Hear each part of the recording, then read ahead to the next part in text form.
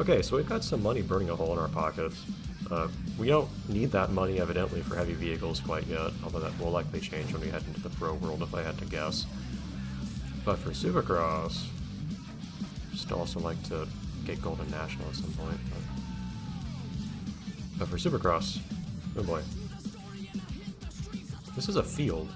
Does it feel very Supercross to me? Oops. Although Rallycross also starts in a circuit. Yeah, see, circuits in the stadiums. Is Supercross not in stadiums in this game?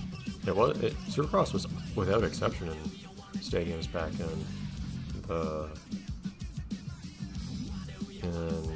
Upper Fury 3. But okay, so let's get a better ATV if we can help it. Better in what regard, we'll find out. What are our options? We can also upgrade, but the upgrades seem to be a lot of money for relatively small improvements by comparison. Should I care about the weight? I don't know what to think of the weight. I guess the lighter it is, the probably a bit easier to get it going up hills, and also easier to get to accelerate, if I had to imagine.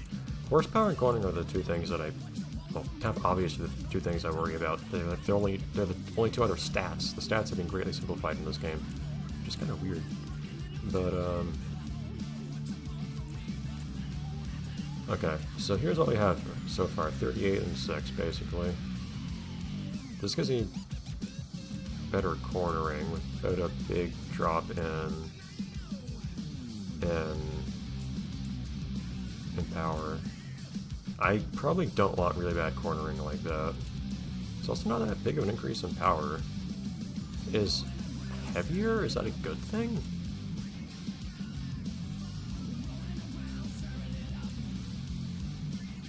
It's 7.7 and 45.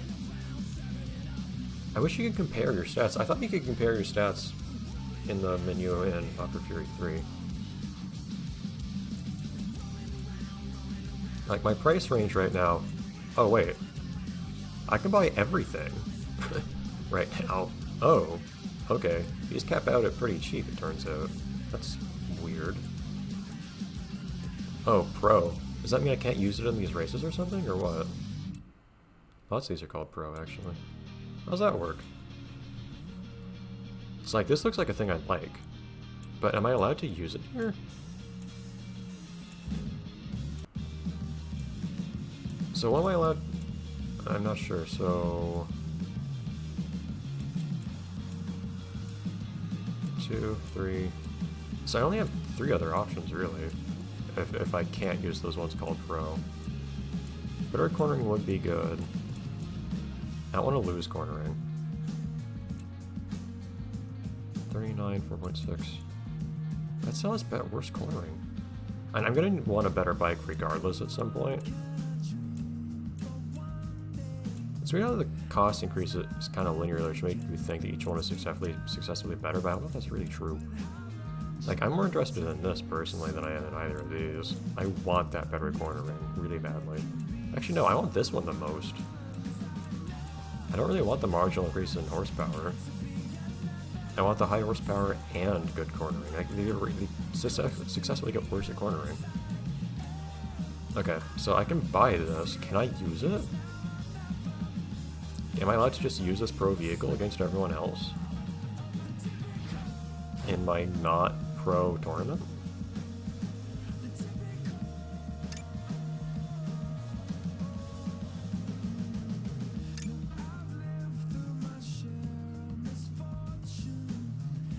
I barely even see this.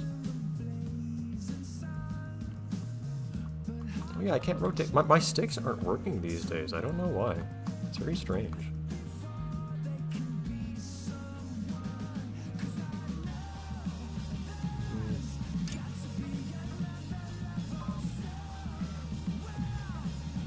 Okay.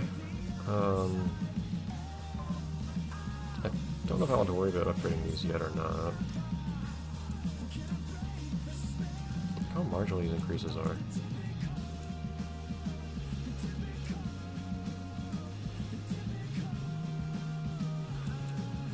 It's just... It costs so much to increase your stats by so little, it feels like. It's very odd to me.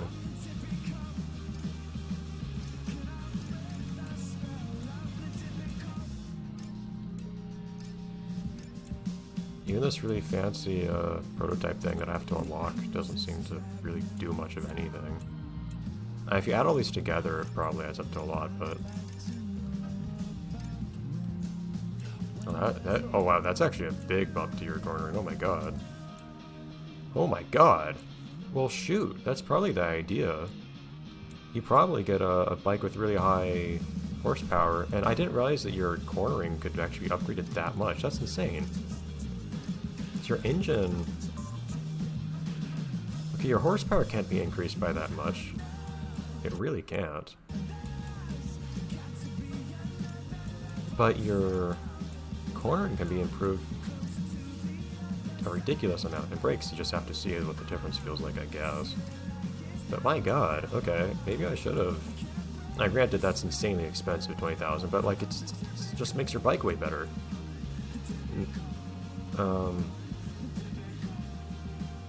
I don't know if I want to splurge on that right now. I'm almost tempted to just get a... I don't know how it just increases your handling by it. This way, I kind of wish I had gotten a faster bike that I could then like get the full improvement from the suspension on. Because I think what's happening here is, well, one, my cornering is just way outclassing my horsepower at this point, but also at this point too, like I think I'm hitting the cap on the cornering. Let's just see how things go right now. Am I allowed to use this or not? I could also have reloaded my save for a second there, but I guess not now. No! Oh boy, that's great. I may not. I may not use a pro bike. Okay, well we're set for later at least. Not with the as good a bike as it could have been, unfortunately, I think, but it's something.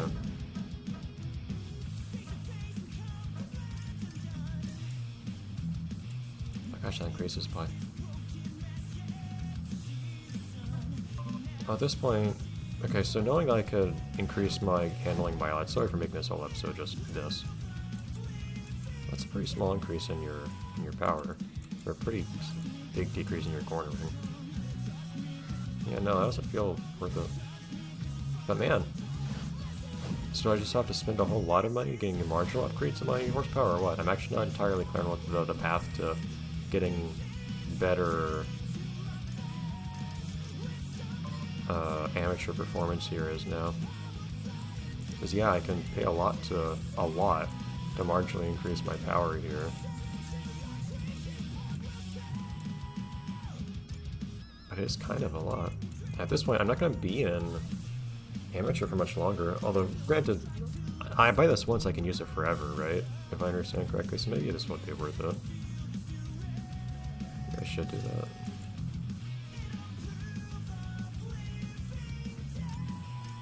I don't underestimate the power of having, like, really ridiculously broken cornering.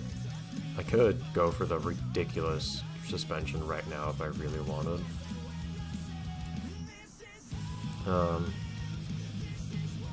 Maybe...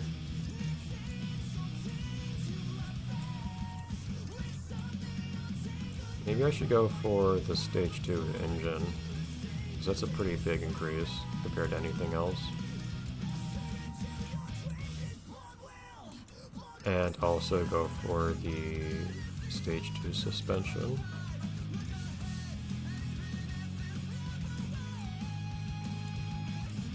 Now, I don't know what this does. How does this... I don't know what effect this is going to have on my driving, upgrading my gearbox. Likewise for the clutch. I just don't know what the gameplay impact is going to be. It's not always logical, as we've seen before, where we saw that our tires magically work better when we increase the base stats of the frame of our vehicle in the previous game. Okay, enough talk. Let's go for this.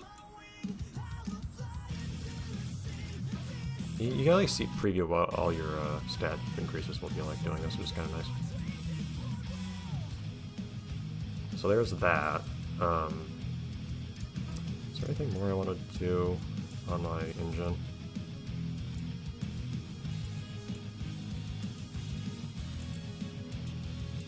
It's not a huge increase, all things considered, but it doesn't cost a lot either.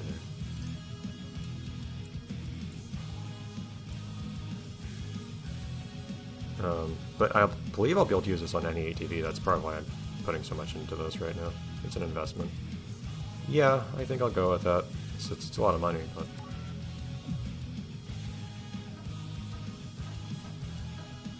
Alright, so now we've got a souped up bike here. Yeah, apologies for that being the whole episode, practically. I'd probably make the rest of the episode a bit longer to compensate. Hopefully I'll still manage to actually, like, get a good placement in this tournament accordingly, because otherwise, if it's as tough as Supercross tends to be for me, we might have issues here. The game is also saying, whoops, you can't just numbers game your way out of the early game races by saying that you can't use the late game vehicles in the early game races. But you can upgrade your bike as much as you want, so... Look at me, I cannot turn my tires for some reason without using...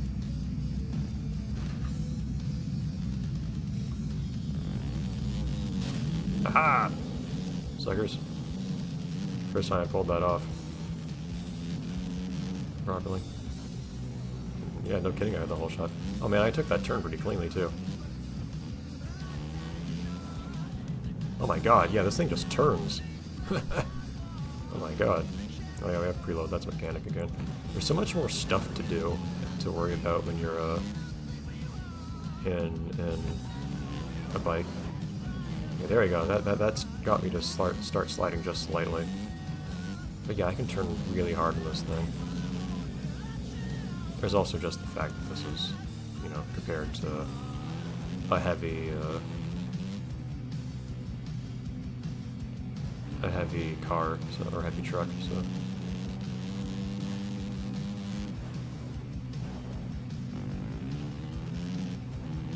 Yeah, so I'm going to demolish this first race. Supercross might mean a different thing in this game than it did in the previous, because... Well, no, I guess we do have all the usual bumps and whatnot. Yeah, this is just like hairpin turns and then some bumps to go across. This is just, you know, a really easy first Supercross. So we don't have like little bumps that you have to hold back over anymore, like in the previous game. Kind of like those. Unfortunately, I don't have much control over my preload anymore, because if I have to use the D-pad to do the preload, I can only ever do preload at maximum power, which is actually not that great, because sometimes you want something in between. Oh my god. I can just turn so quickly. Imagine if I had this kind of handling on a bike as well. It'd be crazy. Just take all the turns at maximum speed. See, I don't want to jump into the turn like that, but at the same time, I didn't really want to not preload either, because I'm not sure that would have gotten me over the bumps. For Supercross specifically, actually, not having handling control is probably a real problem. Specifically because you can't regulate your jump height the way you ought to. Oh well. We'll manage. Right now I'm gonna manage by just blowing away all these guys with my stats. Oh my god. Bowles, was that Bernard Bowles? That's, actually that... Oh, hold on. If I remember correctly, lots of the, it actually might be the same Bowles in all seriousness. That was me referencing, there's a competitor in Hot Wheels Star Trek Challenge, named, I think it is Bernard Bowles, if I remember correctly. And from what I saw, most of the competitor names you see are names of, like, developers. Like, if you look at the credits, you'll recognize lots of the names as names of competitors in the game. Not all of them, I don't think. I don't know if Alex Wojciechowski's named after a real person, but one of them is named Bernard Bowles, and that's, I have a feeling, oops, kind of losing my touch here. I have a feeling that the bulls I see here that I'm racing against is actually named after the same person in Climax.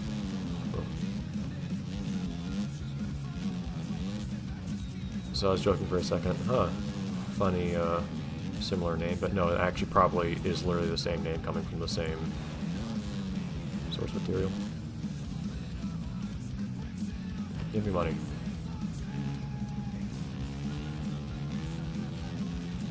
Thank you for that 100 money. Yeah, so bikers, considering you just can't not do stuff like getting airtime and sliding and whatnot in heavy vehicles, you probably just get way more money from the heavy races, to be honest. I got way less money from this. I did say I'd make this episode longer. I guess these races might be a little shorter. Yeah, the Supercross courses aren't usually that long compared to the Nationals and so on. But yeah, see, these are still parks and whatnot. Interesting, but they probably still will be the same sort of track as in the previous game, just not necessarily in stadiums. But hey, if I can just demolish everyone on numbers alone, at least I did that one time just now, I'll take it. I don't really have a personal investment these days in trying to actually play Supercross well. I had more than my fair share of it in the previous title.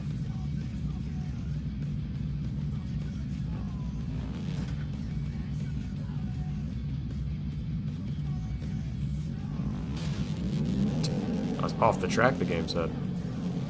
Also, no way for it to not get the whole shot when... we were pulling ahead a little bit, but... hard to not get the whole shot when I'm, I just... Do I have that much more power than anyone else? I'm still using my same basic bike. Well, I did upgrade. Yeah, I upgraded the engine a little bit. That's the thing, like, engine alone won't get you that much of an edge. I mean, the better your engine is, the better your acceleration is. The more you can recover from doing poorly in Supercross, I guess. Like if you land on an upwards incline, you can recover more quickly, I suppose.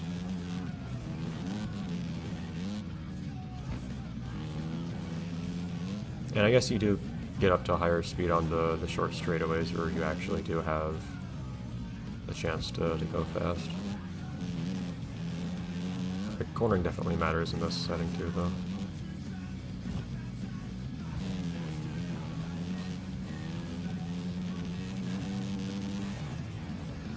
I mean, that was me trying to use the handbrake. I couldn't even get myself to start sliding. My handling is too good at this point. Yeah, again, I'm kind of regretting having bought the bike that I did at first, since I wasn't allowed to use it. I was thinking, oh, well, I'll just end up,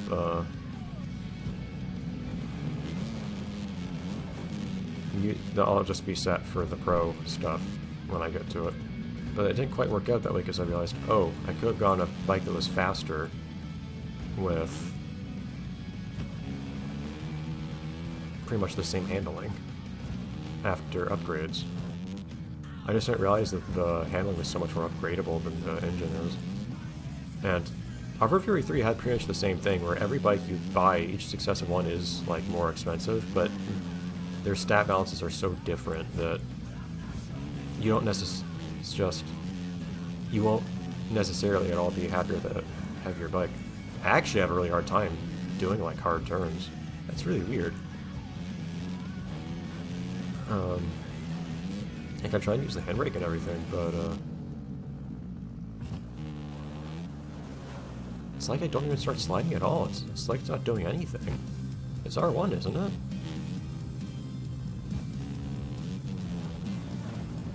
It's like it's not doing anything. It's just... I can't actually do a power slide or anything like that anymore. And also, very good. It's not what we need. So I was actually catching up with me despite I was trying to do it. Reload there, but I guess it worked out.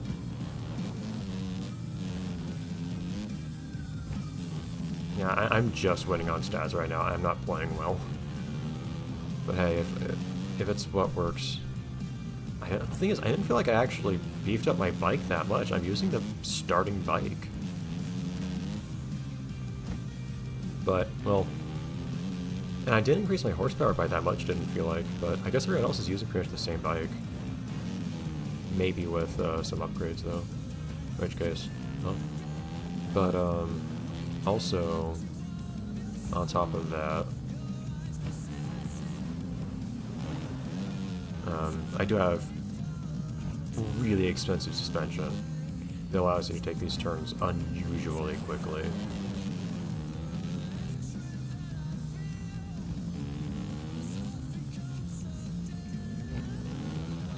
That is not to be underestimated. The first time I majorly increased my handling in Offroad Fury 3 from a bike that was min-maxed for speed over handling, I immediately went to a short track race and like started lapping people, no exaggeration. Because and granted it was specifically a short lap race in on a snow course where like the lack of traction is kind of like the entire name of the game, and short track is also specifically about trying to take turns really efficiently, pretty much. So it was a course that was optimized for this outcome. But even so, I did end up just absolutely demolish everyone immediately, based not on my speed, because my speed was pretty much the same. I basically switched from a really fast bike to a bike with the same speed, but way better cornering. And it led to me utterly demolishing the competition all of a sudden.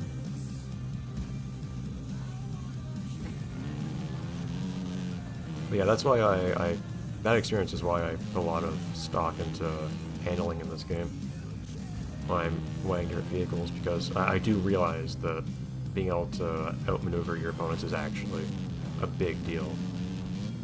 Your efficiency in taking turns is huge in this game. Alright, next time we'll keep on going in this course. We'll do the back half of this particular tournament. And hopefully it'll... Whoops. And I'll buy some sand tires. Hopefully it will still turn out well, and hopefully the rest will be approximately as easy as the first two were. We'll see.